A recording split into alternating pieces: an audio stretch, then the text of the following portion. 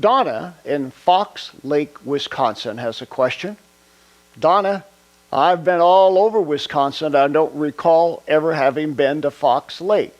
But thank you for sending in this question. What is the difference between bloodline prayers and generational prayers, and how do we say them? First of all, you must get my recent book, Curse Breaking, Overcoming the Bondage of Generational Sin. That book has the answers that you need. But I'm going to give you right now an additional answer that will be helpful to you. There really is no difference between generational curses and bloodline curses. It's a matter of semantics. They really mean the same thing. And when we talk about bloodline curses, we're really talking about something which is spiritually, genetically transmitted. And by the way, in my blogs, I've alluded to recent research regarding the transmission of traits, propensities, and characteristics genetically. And we're not just talking about the shape of your nose or the color of your eyes. We're talking about smells, thoughts, feelings, emotions, various aspects of human identity. For a long time, psychologists have wondered, why is it that sometimes people seem so much like their parents, particularly if they were separated from a parent at birth or had great absence from their parents and the nurturing environmental principle can't be applied. Why would they be emotionally and psychologically so much like them and have attributes that are not physically definable that are so much akin to what their ancestors or their parents were like? Well, I believe there is much about this just from a genetic standpoint that we don't yet understand and will understand.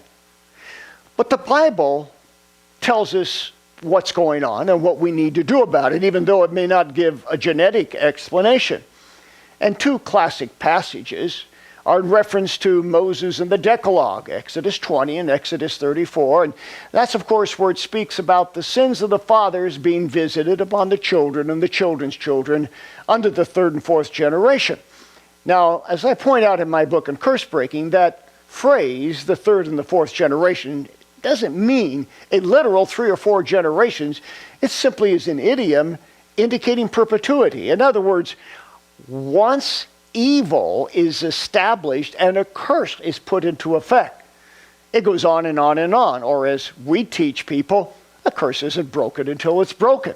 A curse lasts forever until somebody does something to break the curse. Now, a curse doesn't mean that you have to do what the curse is compelling you to do. There's always free will.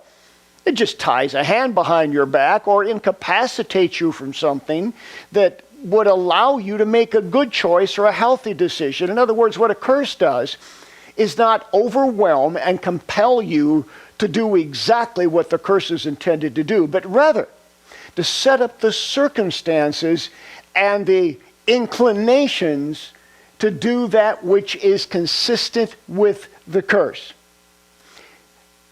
The truth here, it doesn't matter what language we use, iniquities, sins, generational curses, bloodline propensities, the concept is the same. We are affected by the evil of our ancestors. Now, for those who have a challenge with that, let me say, we really do enjoy blessings, don't we? Of course. We all want to be blessed because we had good, godly ancestors. Well, we don't want to be cursed because we had bad ancestors, but it works both ways. And many times, people come to faith in Christ more easily because they're part of a bloodline blessing. Sometimes they struggle coming to Christ because they are part of a bloodline which has been cursed. In that classic chapter of Deuteronomy 28, the scriptures speak of blessings and curses. And by the way, there's about 3 times as many curses as there are blessings. God presents to the children of Israel and to all of us the opportunity to be blessed or cursed. So you see, that which is transmitted through the bloodline, genetically, in a spiritual sense, is an option. Our ancestors had that option. Now, if our ancestors chose evil, it doesn't mean we have to do evil. It just means we may have to fight a little harder to do the right thing. But once we recognize what's going on and we break those curses, it's much easier. That impediment and hindrance is no longer there. So I encourage this individual as well as everyone who is watching, break curses. If you don't know how to do it, if you don't know what prayers to say, or you are unsure about the language, in the back of my curse breaking book, there are 25 pages of detailed curse breaking prayers. It just may be the most detailed curse breaking prayer document ever put in print in church history. And I spent 6 months working on that, going through hundreds and hundreds and hundreds of things and saying them in a way that would be the most powerful and efficacious to breaking the curse. I encourage people to go through all 25 pages, not at once, just a little bit at a time.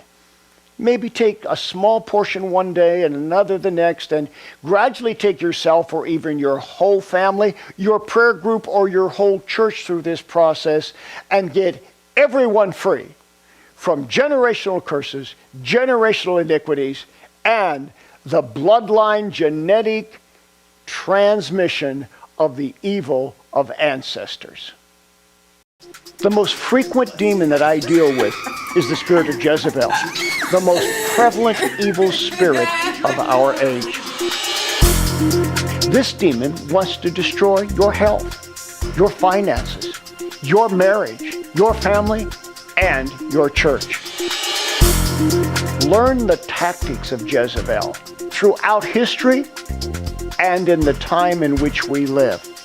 My book, Jezebel, Defeating Your Number One Spiritual Enemy, is your key to overcoming this demon, which is more prevalent than at any time in human history. Get your copy today. Jezebel, Defeating Your Number One Spiritual Enemy.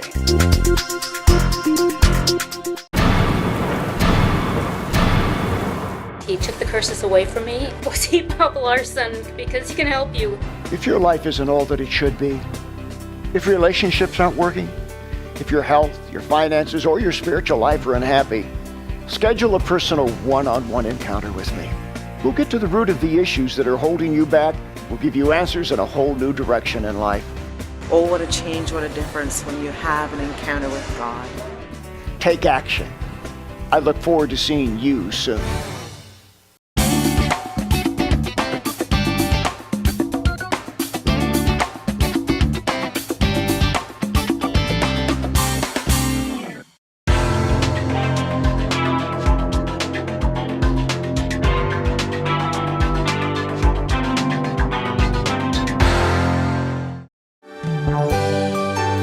We encourage your support for this worldwide outreach to do what Jesus did. For the latest information on resources, seminars, conferences, training institutes, retreats, and international missions, go to boblarson.org. Thank you for your prayers and financial partnership.